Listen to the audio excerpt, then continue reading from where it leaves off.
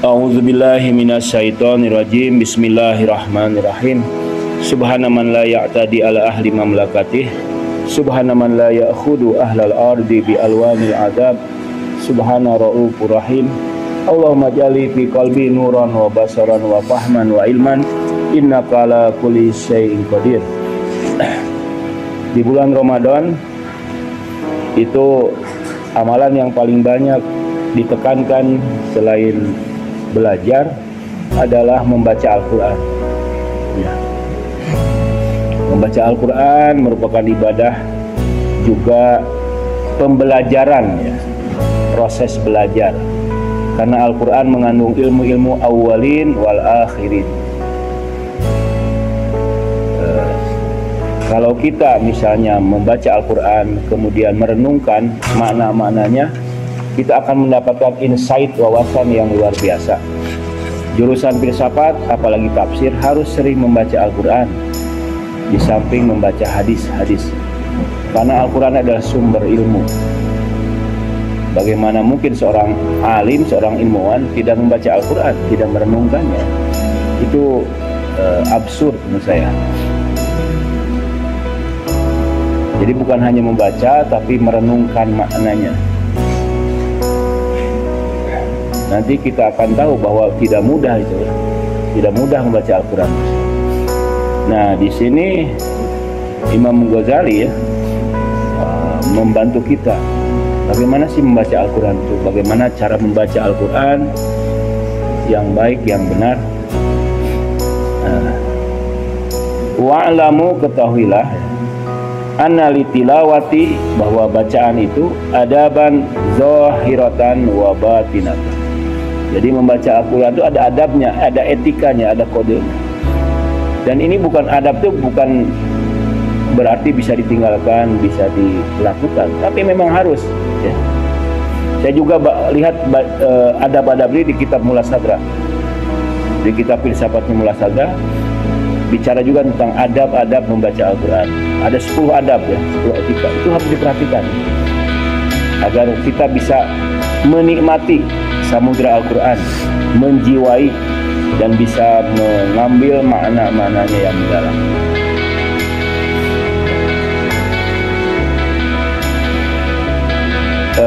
Wala yakunul abdu minat talina haqiqatan. Nah, seorang hamba itu bukanlah pembaca hakiki, bukanlah orang yang membaca secara benar. Alladina tuzaku tilawatihim, membaca yang benar itu adalah bacaan yang akan membersihkan kalian. Wa yakunu minallahi makan bimakanin hatta yata'adab bitilkal adab. Kecuali kita memang memperhatikan adab-adab itu, memperhatikan etika itu. Marilah sama-sama kita memperhatikan etika ini. Famin ahamil adab wa akaduha, di antara adab yang paling penting, aham itu kan penting, muhim penting, ya, aham yang paling penting. Wa akadu biha, yang ditakkid, yang sangat ditegaskan. An yakuna tali, nah, hendaknya seorang pembaca fitilawatihi, dalam bacaannya ketika dia membaca, mukhlison lillahi ta'ala, ikhlas. Ikhlas ini paling berat, ikhlas. Bahkan dalam riya pun kita harus ikhlas. Maksudnya apa? Saya belum bisa ikhlas, ya beginilah, ya. Karena ikhlas itu pemberian, anugerah. Tidak bisa kita memaksakan ikhlas, ikhlas, ya. Ikhlas itu anugerah. Kalau kita terus berjuang, terus berusaha, suatu hari, suatu ketika mungkin kita dianugerahi makom ikhlas, ya. Bahkan yang lebih dari ikhlas, mukhlasin, yaitu Allah sendiri yang mengikhlaskan. Jadi ikhlas itu perlu perjuangan. Bahkan mungkin kadang-kadang kita harus mengorbankan. Gak apa-apa, gak apa-apa, saya amal ini tidak jadi amal ibadah, karena kita bisa kodok lagi. Gak apa-apa, kita harus berani mengorbankan sesekali. Karena riya kontorul ikhlas, riya itu jembatan ikhlas. Tidak mungkin kita langsung bisa jadi orang mukhlisin seketika. Tapi harus kita korbankan dulu. Mungkin bacaan kita Al-Quran suatu hari tidak ikhlas, nggak apa-apa. Saya bacaan ini hanya untuk mendapatkan kesan, untuk mendapatkan pujian. Untuk ikhlas itu berat, ya.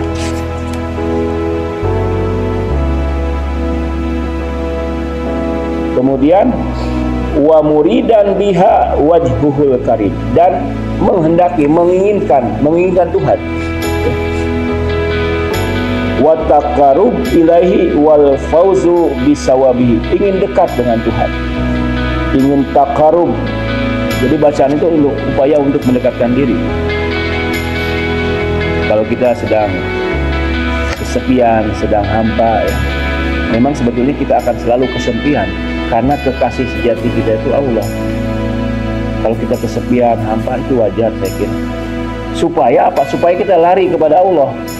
Mungkin itu rasa sepi, rasa galau, rasa gabut, kering, hampa itu dorongan, menciptakan dorongan agar kita dekat dengan Allah. Nah, wa alla yakuna mura'iyan wala musannian, dan janganlah ingin dilihat, ingin dipuji, ya, ingin diapresiasi, jangan. Ketika membaca Quran tuh, aduh suara kita bagus, ingin diapresiasi orang lain, ingin dihargai orang lain. Mudah-mudahan orang lain menjadi tertarik dengan bacaan. Nah, jangan. Wala musonian, dan jangan juga dibuat-buat, ya. Wala mutazayyinan, janganlah lil makhluk, kita membacanya dengan indah, dengan estetik, dengan bagus. Lil makhlukin, untuk makhluk. Ini kan berat. Kadang-kadang kita kan berat. Jadi kalau lil makhlukin jangan, tapi lil khaliq, untuk Tuhan.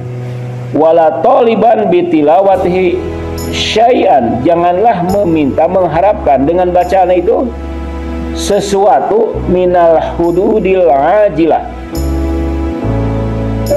bagian yang segera, reward yang instan. Misalnya dengan baca Al-Quran kita bisa ingin mendapatkan uang, ingin mendapatkan makom saat itu dengan segera, atau makom materi, atau upah materi. Wal agrod, dan tujuan-tujuan paniah zailah, tujuan-tujuan yang akan fana.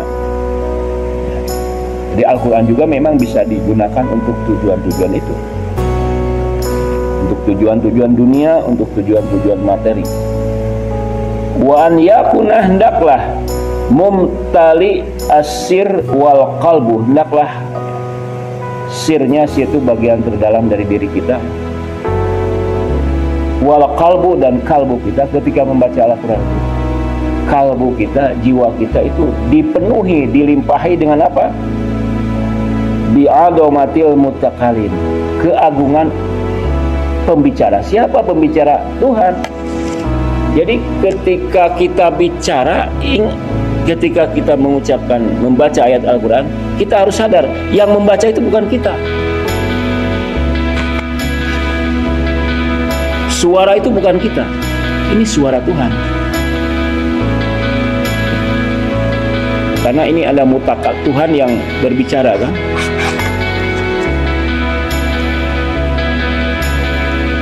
Azza wa ala khadian li jalalihi, dan tunduk, ya, merasa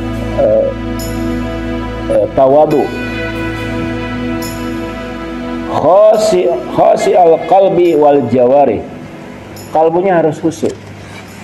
Bukan hanya kalbu, tapi juga jawari. Jawari itu adalah anggota-anggota lahir kita. Khusyukkan, tundukkan. Nah, di bulan Ramadan itu peluang yang luar biasa. Pilihlah bacaan-bacaan Al-Quran. Kemudian kalau bisa catat, ya, bisa jadi Anda mendapatkan insight, mendapatkan ilham, catat itu. Suatu hari mungkin bisa jadi tafsir, kan?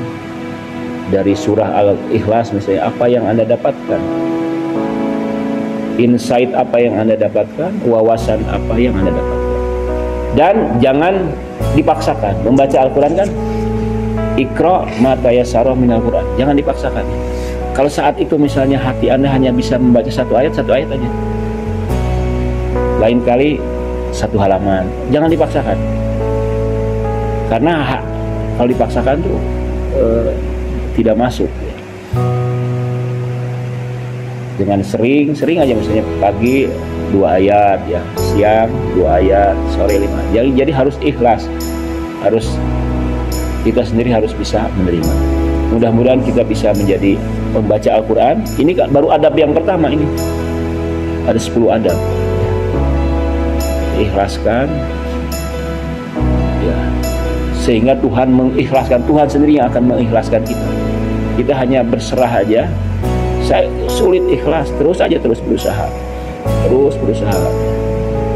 Nah, ini mungkin perlu ma'rifat, perlu ilmu tentang Al-Quran, tentang makna-makna. Bacalah kitab-kitab tafsir sufi, bacalah kitab tafsir falsafi, tafsir hadis, tafsir isyari, tafsir tarihi. Itu akan membuat kita lebih tertarik, ya. Karena sebetulnya manusia itu mencari makna. Kalau maknanya tinggi, berkualitas, dia suka. Nah, Al-Quran itu harus ditafsirkan oleh tafsir-tafsir yang mulia, yang agung, yang holistik. Bukan hanya satu tafsir saja, tapi juga tafsir yang lain. Demikian, ya.